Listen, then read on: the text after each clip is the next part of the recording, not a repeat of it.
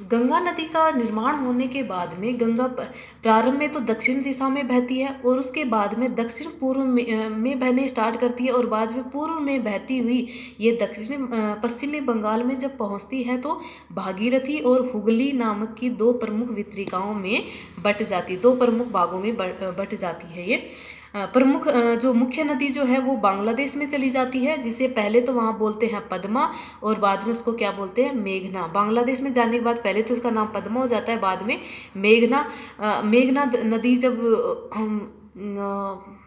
नाम तब होता है जब ये नदी बंगाल की खाड़ी में गिरती है। तो हम ये देखते हैं कि प्रमुख गंगा की प्रमुख जो सहायक नदी है, एक तरीके गंगा क्या हुआ कि गंगोत्री ये प्रमुख पहाड़ी क्षेत्र से निकलती है, फिर बाद में मैदानी क्षेत्र में हरिद्वार के निकट मैदानी क्षेत्र में प्रवेश करती है।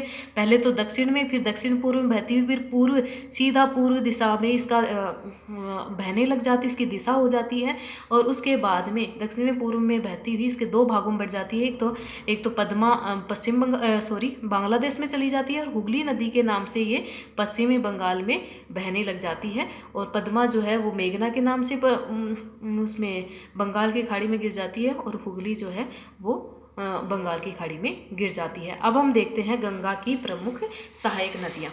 तो मोटे तौर पे अगर हम देखें तो गंगा की प्रमुख सहायक नदियाँ जो हैं वो बाएं तट पर गंगा के बाएं तट पर मिलने वाली प्रमुख जो नदियाँ हैं उनमें पहली तो है रामगंगा, दूसरी है गोमती, तीसरी है घाघरा, चौथी है गंडक, पांचवी है कोसी और छठी है महानंदा। ये प्रमुख नदियां हैं जो गंगा के बाएं तट पर आकर मिलती हैं, सहायक नदियां हैं। उसके बाद में हम देखते हैं कि दाएं तट पर आकर मिलने वाली नदियां कौन सी हैं। एक तो है यमुना, दूसरी है टोंस और फिर अगली है सोन नदी। तो ये प्रमुख नदियां हैं जिनका हम आगे विस्तार से अब हम देखते हैं। सबसे पहले हम देखते हैं दाएं तट पर आकर मिलने वाली नदियां। तो सबसे पहले देखते हैं यमुना नदी। तो यमुना नदी गंगा की सबसे लंबी सहायक नदी है। गंगा की सबसे लंबी सहायक नदी है, कौन सी है, यमुना।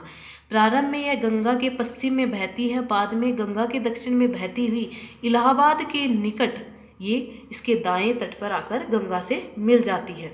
तो यमुना नदी जो वो किस में, गंगा नदी में कहाँ मिलती है, इलाहाबाद के निकट ये गंगा नदी, ये यहाँ पर ये गंगा नदी बह रही है, ये यमुना नदी बह रही है। पहले तो इसके पश्चिम बहती है लेकिन उसके बाद इसे दक्षिण में बहती हुई यहाँ इलाहाबाद में आके किस में मिल जाती है, गंगा नदी में मिल जाती है। यमुना बंदरपुर श्रेणी पर स्थित यमुनोत्री ग्लेशियर से निकलती है। तो यमुना कौन से ग्लेशियर से निकलती है, यमुनोत्री ग्लेशियर से निकलती है।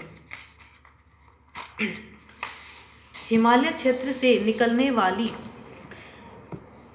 टोंस जो है यमुना की सबसे बड़ी सहायक नदी है। हिमालय क्षेत्र से निकलने वाली, ये उत्तर की तरफ से मिलने वाली टोंस नदी जो है वो यमुना की सबसे बड़ी सहायक नदी है। मैदानी भाग में विंध्याचल श्रेणी से निकलने वाली 4 प्रमुख नदियां यमुना के दाहिने तट पर आकर मिलती हैं।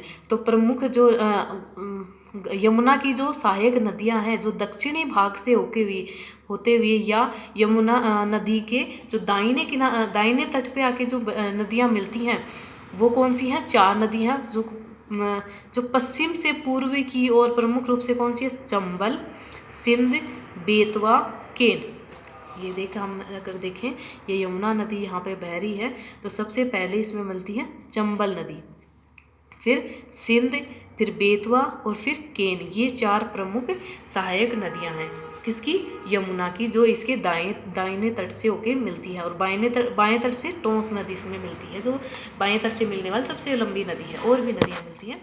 उसके बाद में हम अब चंबल नदी के बारे में देखते हैं कि चंबल जो है वो मध्य प्रदेश के मालवा तट पर स्थित महू के निकट से निकलती है। तो ये चंबल नदी कहाँ से निकलती है, मध्य प्रदेश से निकलती है। यह पहले उत्तर दिशा में राजस्थान के कोटा तक एक गार्ड से होकर बहती है, फिर बूंदी, सवाईमाधोपुर, धौलपुर से होती है, अंत में यमुना से मिल जाती है। तो ये मध्य प्रदेश से निकलती है, फिर मध्य प्रदेश से राजस्थान में आती है और राजस्थान में होते हुए फिर उत्तर प्रदेश में जाके ये यमुना नदी से मिल जाती है। यह अपनी उत्थात भूमि के लिए प्रसिद्ध है। उत्थात भूमि को हम क्या बोलते हैं, बैड लैंड टोपोग्राफी। तो उत्थात भूमि को यहाँ बीहड़ कहा जाता है, तो बीहड़ की वजह से ये फेमस है। कौन सी नदी, चंबल नदी। चंबल नदी जो है वो क्या करती है कि जो प्रमुख जो क्षेत्र होता है, मैदानी जो क्षेत्र होता है, उस मैदानी क्षेत्र में इसका पानी जैसे प्रवाहित होता है तो वो क्या करता है, बहुत ही गहरे गहरे खड्डों का निर्माण कर देता है। तो ये क्या करती है, भूमि को जो धरातल होता है वो बहुत ही ऊबड़ खाबड़ धरातल बना देती है। इस वजह से यहाँ की इसके अपवाह क्षेत्र में जो टोपोग्राफी मिलती है, जो प्रमुख रूप से जो स्थलाकृति मिलती है, उसको क्या बोलते हैं, बीहड़ कहा जाता है। बनास, क्षिप्रा, काली सिंध और पार्वती ये चंबल की प्रमुख सहायक नदियाँ हैं। उसके बाद हम देखते हैं सोन नदी। गंगा के दाहिने तट पर मिलने वाली एक प्रमुख सहायक नदी है। इस नदी में सोने के कण पाए जाते हैं, इसलिए इसे स्वर्ण नदी भी कहा जाता है।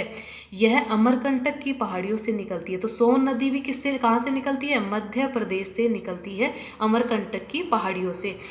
पटना से पश्चिम में यह गंगा नदी में मिल जाती है। रिहंद और उत्तरी कोयल इसकी प्रमुख सहायक नदियाँ। किसकी सहायक नदियाँ हैं ये, सोन नदी की प्रमुख सहायक नदियाँ हैं। फिर देखते हैं दामोदर नदी। दामोदर नदी झारखंड के छोटा नागपुर पठार के पूर्वी भाग से बहती है। यह नदी एक भ्रंश घाटी में होकर बहती है।